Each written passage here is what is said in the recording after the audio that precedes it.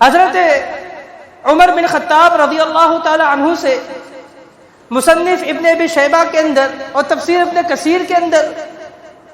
موجود ہے ان کا فتویٰ اس شخص کے متعلق جو حج کرنے کی استطاعت رکھتا ہو پھر بھی نہ کرے. فرمایا کہ وہ شخص جو حج کرنے کی استطاعت رکھے اور اس کے باوجود حج نہ کرے، فرمایا سواء علیہ یہودیاً مات او نصرانیاً،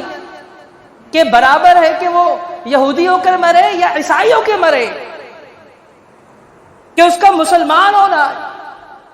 کوئی فائدہ مند نہیں، چاہے وہ یہودی ہو کر مر جائے چاہے وہ عیسائی ہو کے مر جائے، برابر ہے اس کے لیے، کوئی پرواہ نہیں اس شخص کے لیے. اور اسی طرح امام ابن قدامہ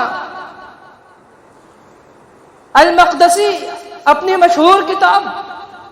المغنی کے اندر نقل کرتے ہیں قد اجتمعت الامت، کہ یقیناً امت کا اجماع ہے کہ وہ شخص جو حج کرنے کی استطاعت رکھتا ہو علی المستطیع، کہ جو حج کرنے کی استطاعت رکھتا ہو اس کو حج کرنا پڑے گا زندگی میں ایک مرتبہ.